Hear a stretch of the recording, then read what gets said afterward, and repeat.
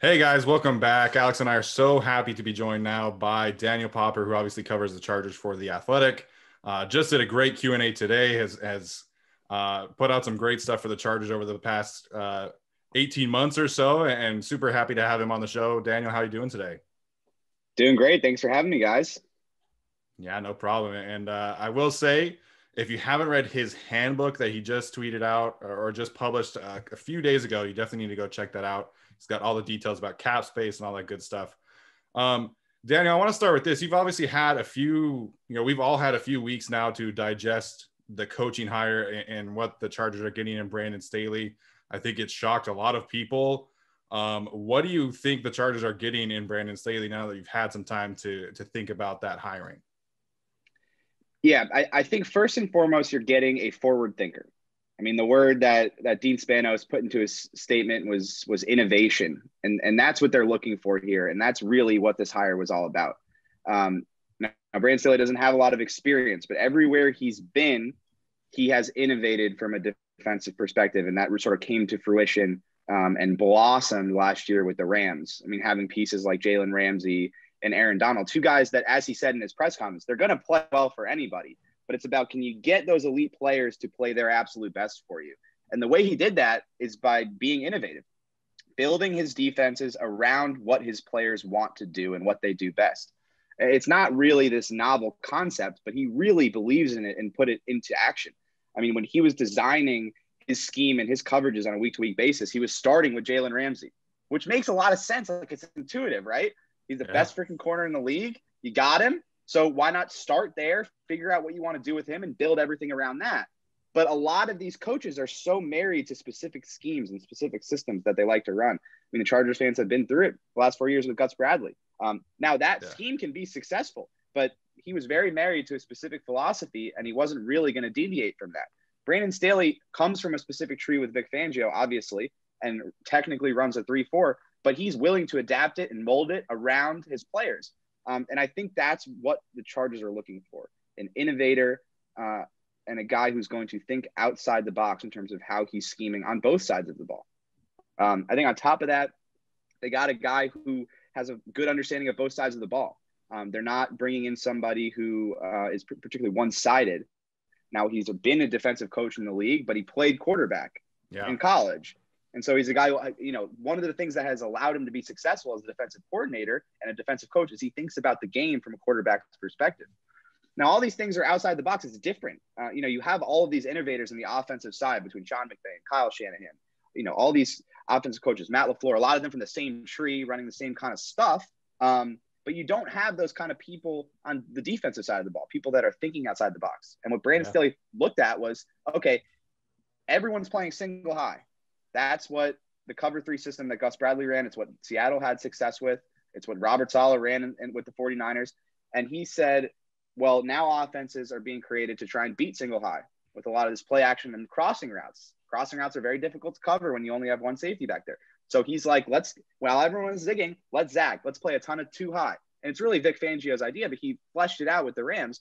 And so he's thinking ahead. He's like, how do we get ahead of these offensive innovators to create a defense that can stop where a lot of these offenses are going? Even what Brian Daboll was doing in Buffalo, a lot of crossing routes, a lot of that kind of stuff, play action stuff to beat these single high systems.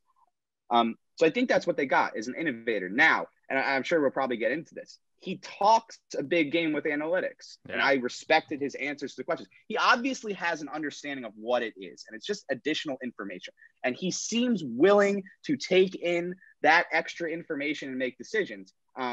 Now, how by the book is he going to be in terms of analytics? Is he going to trust these win probability models, or is he going to be a gut feel guy? We don't know that. He kind of couched it and said, you have to have a little bit of feeling and a little bit of context when you're looking at the numbers, which I agree with. But there are certain scenarios where you just have to trust the numbers in 4th down situations and 2-point conversion situations. So we'll see. We'll see if he's forward thinking in that area. But from a schematic perspective, he's forward thinking, and you're getting a guy who's a great relationship builder. And he's going to build a collaborative environment with this team where he's going to listen to Derwin James, and he's going to listen to Joey Bosa, and he's going to listen to Justin Herbert and be like, what do you guys want to do? Tell me what you do well, and I'm going to create the systems around you. And I think that's a brilliant way to go about it. We'll see if he's able to execute it. Yeah, I think there's definitely a midway, like you were talking about, between, say, what Anthony Lynn thought about analytics and maybe, overthinking analytics, certain managers who pull their pitchers in Game 6 of the World Series, per se.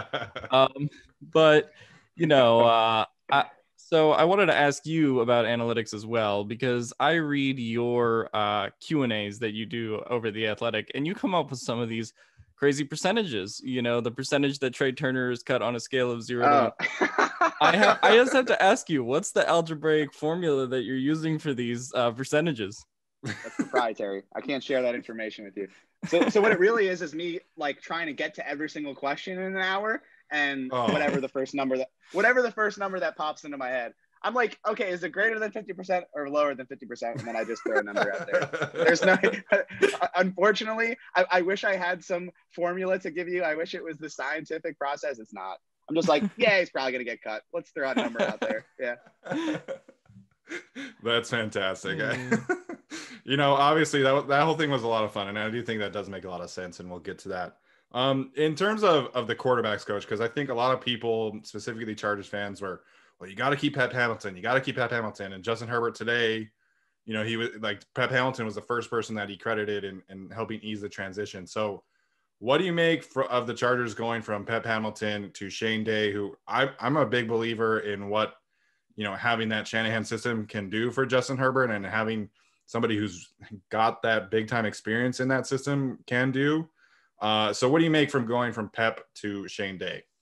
Yeah, I don't think it's like this indictment of Pep Hamilton. Like a lot of people are kind of framing it that way. Like, oh, the Chargers didn't like what Pep Hamilton did. It's just I said this in the Q&A. It's like when you hire a new head coach, he's going to want his guys.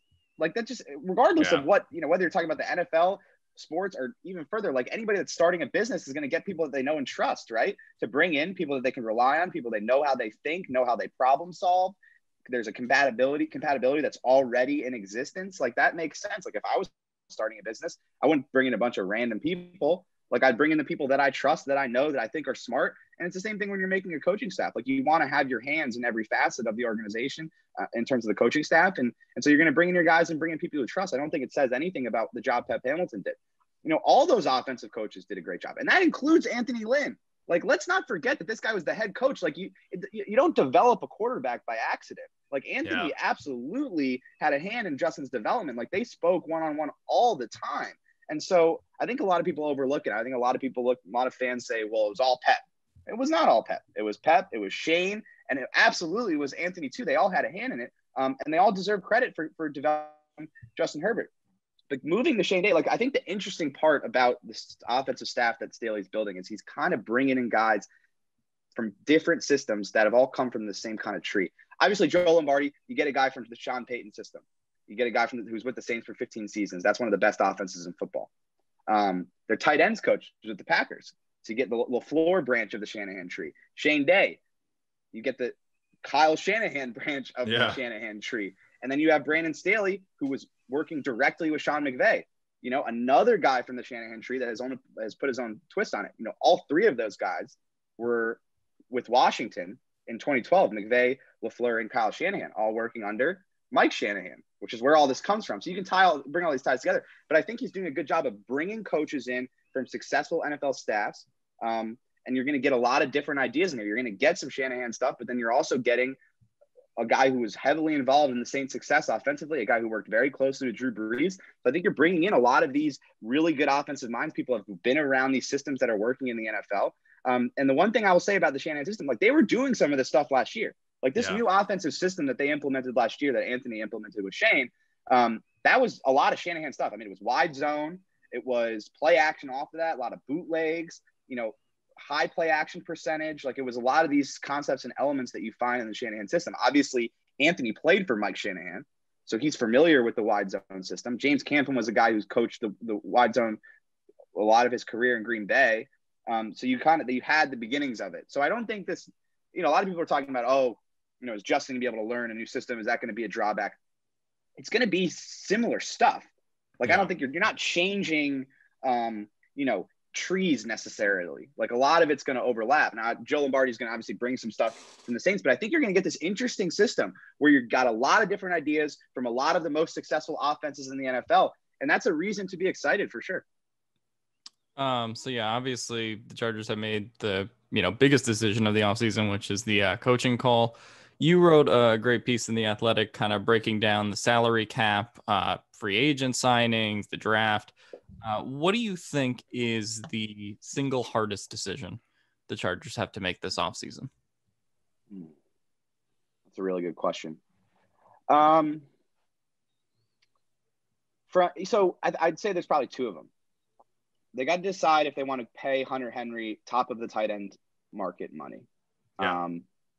Now there could be a scenario where Kyle Pitts is there at 13, right? And this guy, I mean, if you read anything about the draft, like this guy is legit, obviously you watch him play at Florida, but like a lot of people are saying this guy is going to be a legit tight end. You can get a cheaper option if he's there at 13. Obviously, if you've read any of my stuff over the last few months or have watched me on a podcast, listening to me on a podcast or whatever, I think they should go offensive line.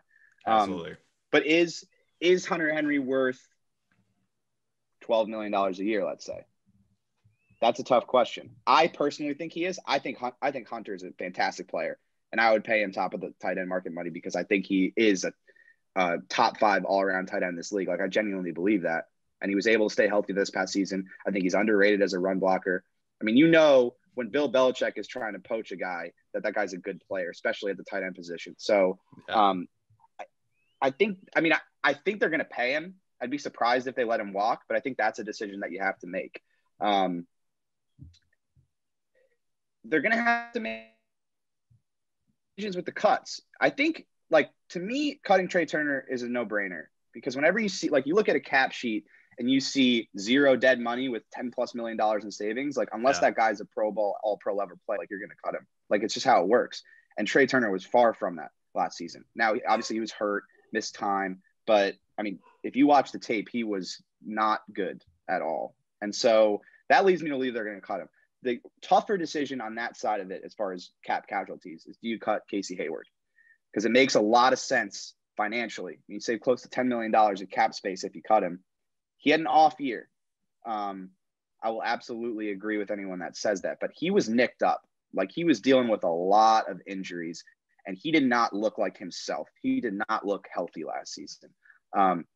So they kind of have to decide, do you cut Casey, save the money, and maybe try and find a replacement in the free agency? I've looked through the free agent cornerbacks. No one really excites me there. A lot of guys as old as Casey. Or do you try and draft somebody? But, I'm still diving into the draft stuff. But from what I've gathered, there's some elite guys at the top. The depth at corner isn't particularly great. Yeah.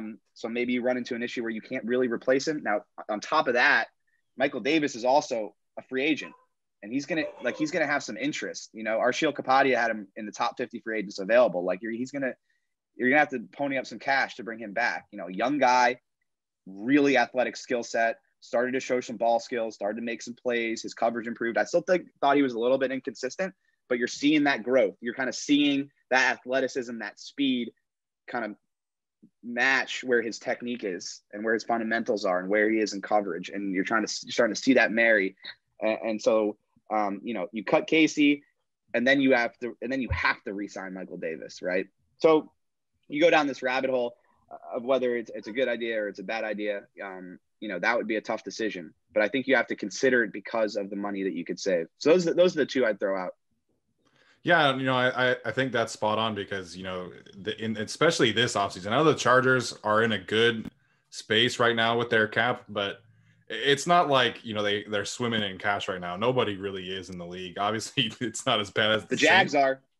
The Jags are. That is true. The Jags have like $1 bajillion in cap space. The one thing I will add, though, that I didn't get into that piece that Alex mentioned is because the Pelosero's report came out the day after, but there are rumblings that this cap isn't going to be near the floor. So that piece I was working off what over the cap is projecting, which is 176, which would be a million over the floor, which is 175 million. Yeah. Now, if it ends up, and I think I mentioned this in the live Q&A today, but if it ends up at 185, let's say. It's huge. Even 182, you go from having maybe $15 million to spend to $22 million to spend, maybe $25 million to spend. And the one thing people have to remember, and I think I mentioned this in one of the pieces I wrote, like you can lower these year one cap hits. Like the year one cap hit is never going to be equal to the average any value. Any good negotiator, anybody that's good with the salary cap, and the Chargers are very good with the salary cap. Ed McGuire is the cap guru. He's very good at negotiating these contracts and keeping the cap healthy. I mean, you can sign a guy for $12 million a year, and his year one cap hit could be $5 million, right? That's so true, when you're talking about, okay, you got $25 million to spend, it's just what you're subtracting from that is what the year one cap it's going to be. So you can defer money to later years. You can set it up so you have escape hatches, where after 2 years, there's no guaranteed money left, all these kind of things. And that's how you end up in a situation where a guy like Trey Turner has $11.5 million, a cap hit next season, but you can cut him and save all of it. That's because there's no prorated signing bonus because the Panthers are still paying all that because that's what happens when you execute a trade. The initial team takes on the signing bonus because they've already paid it to them because they're paid at the beginning of the contract. But so, 25 is a decent number. They could re-sign their guys and go out and be a little aggressive for agency if they get 25, but it's all relative. Like everyone's going to get that extra 10 million in space, So where it is right now, they're in decent shape, and they can really, the cap isn't real, so you can finagle all this stuff to make it fit. The salary cap is not real. I mean, that's why that's how the Rams approach it. That's why they're just bringing on salary. They did it, and they paid Jalen, they paid Aaron Donald. They actually got some relief trading Goff for Stafford, but a lot of these teams function like that. The Saints are $112 million over the cap. It's so crazy. They're going to get under it too. So, Breeze might retire. That gets off the books. You restructure some contracts. You cut a few guys. Boom, boom. You're good. It's not real. It's easy to make all this stuff fit. I mean, not easy, but like relatively, like it's not something that's a huge concern for these front offices because it's so easy to manipulate. Yeah, it's going to be really interesting to keep an eye on situations like the Saints because, the Saints have like Marcus Williams and that, I forget his name, the pass rusher that they've got to pay. So it's going to be interesting to see. I'm with you. I saw your comment earlier today in the Q&A about, Joe Thuney and Corey Linsley likely re-signing. Like when you have an all-pro talent like that, you're not really letting them go. Like you just said, like you make things work, you keep the good players around. So who are some good – veteran options that you could see the Chargers signing? I know you mentioned John Feliciano earlier in the year. Have you looked into anyone else that you could? Yeah. I mean, Denzel Good, like he had a great year with Las Vegas. Like that's a guy that I think would make a lot of sense. And then I poked around just to see, which guys might be, cap casualties. Before the Bucs made their run, our Bucs beat writer mentioned that Ryan Jensen might be a cap casualty. He's making a ton of money. That's an all-pro center, could become available. Wow. Donovan Smith, also making a lot of money, had a little bit of a down year. He could be a cap casualty. So it's going to be interesting to see because a lot of these teams are going to have to cut guys. So, like, we can look at the free agents and be like, okay, here are the free agents right now. In a typical offseason, that's what you're working with. You have your list of guys whose contracts are up, and that's your free agent pool. It's going to be completely unprecedented because you're going to have a lot of guys that get cut that otherwise in a normal offseason wouldn't. And that's where the Chargers could potentially, exploit the market, but it's hard to figure out exactly who those guys are.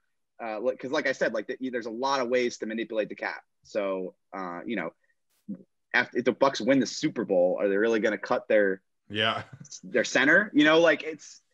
It gets a little tricky. Like when I reached out about all this stuff, I did a mailbag on it. It must have been week 12 or week 13. Like the Bucs were good, but everyone was like, what are they? Is Brady so good enough? Weird. Like their defense is inconsistent and now they're in the Super Bowl. So it's like so weird. A lot can change. But yeah, like I think Feliciano makes a lot of sense. And then Denzel Good is another guy that of the current pool, like that's a guy they could sign and plug in right away and he would be serviceable. But that's the thing with this offensive line. Like you don't even need a Pro Bowl guy. You just need like an average dude. You just need somebody who's going to go in there and be fine. And like, that's going to be an upgrade. Right. Play 16 games and be like an average replacement level player. And you're already like improved.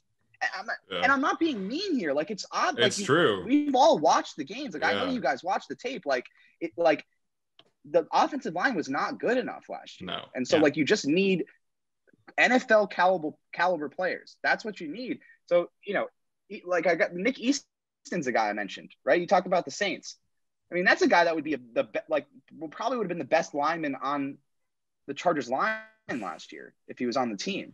Like, and he couldn't even, and he like lost his starting job to Cesar Ruiz. Like, so there will be opportunities to improve it because like they were so bad last season that it won't be that hard to improve and get to at least a replacement level, but it has to be a priority. I mean, absolutely has to be a priority.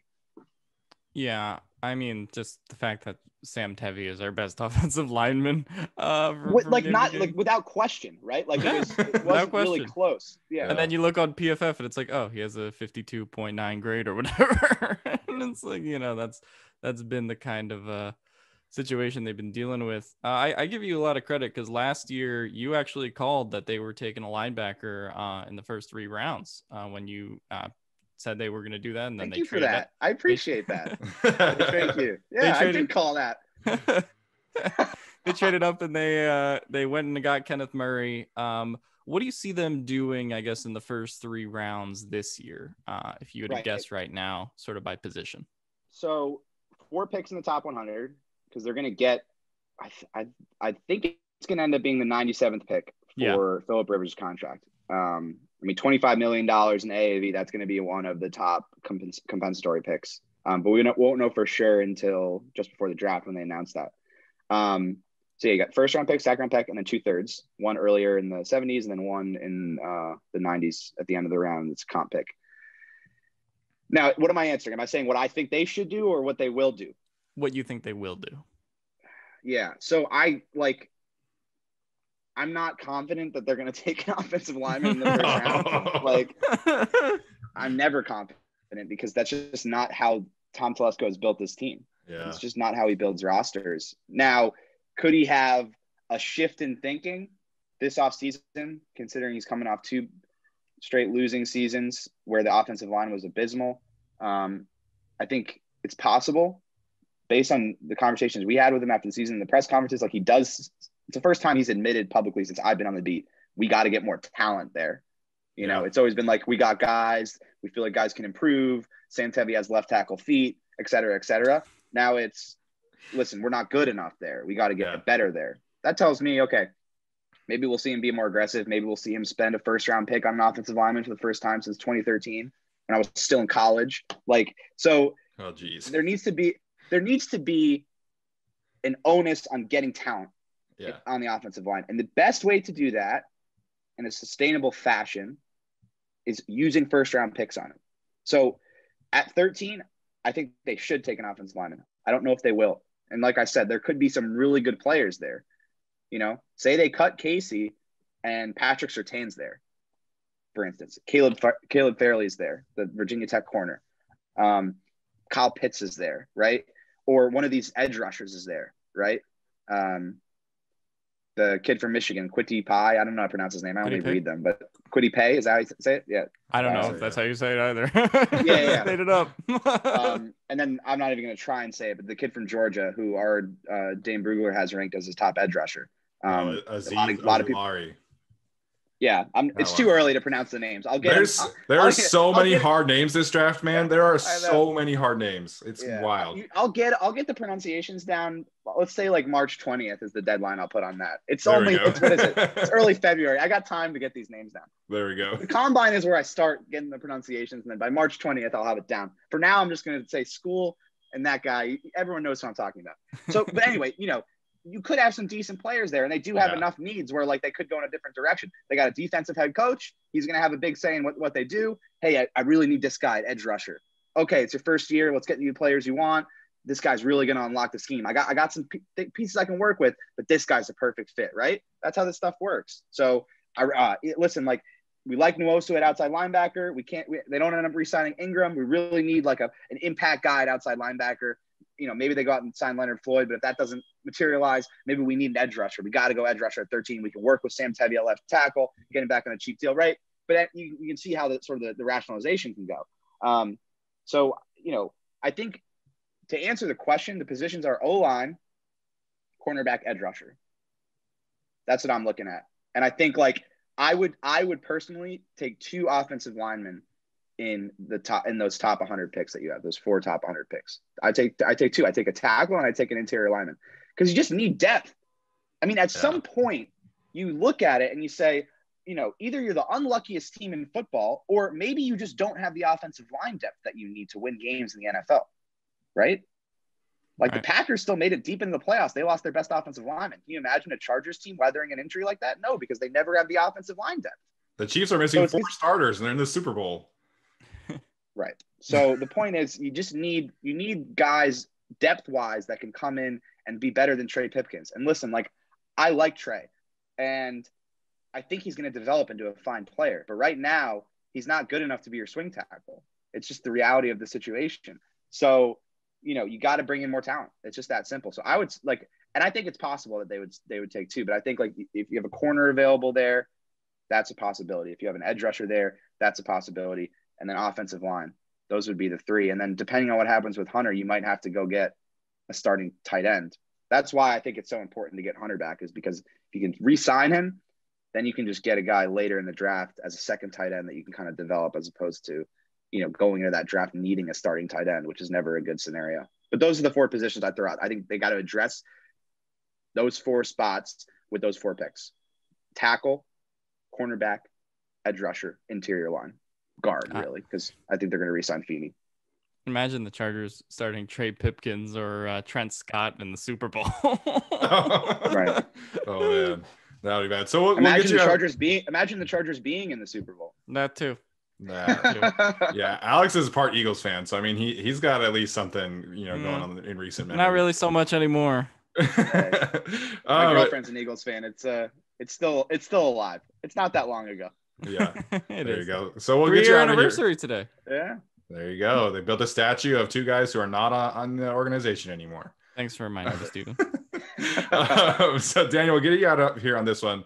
Great. It's just something that I'm super curious about, because Tom Telesco has placed such a big emphasis on the Senior Bowl in years past. I think last year obviously you had Justin Herbert, Joshua Kelly, Alohi Gilman, and KJ Hill all at the Senior Bowl. Do you think because of the lack of there's going to be a combine, but it's going to be different. The pro days are different. There's all these opt-outs. Do you think that he's going to look at the Senior Bowl and be like, I'm just going to go off of all these guys that I have seen play a game recently and put a little more emphasis this year than in years past on what happened down in Mobile? I think it's possible. I think that I don't think the correlation is that Tom Telesco likes players in the Senior Bowl necessarily. I think that he likes players with 4 years of experience in college. Like, he likes mature players, guys that are going to come in and be potential leaders in the locker room. Like Drew Tranquil is a great example of that. Like, guys that spent a lot of time in college, have played a lot of football. Like, I think that's what he's sort of looking for. So I don't necessarily think it's like him getting eyes on guys at the Senior Bowl. I think that just like the Senior Bowl obviously has seniors who've played a lot of football. That's one thing that he liked about Justin Herbert. Guy who started a ton of games in college, and that experience matters. But from a scouting perspective, they're just going to rely a lot more on tape. You'd have, you get to scout these guys live, and you get pro days, and you get the combine, and it's just all these different data points to work off of.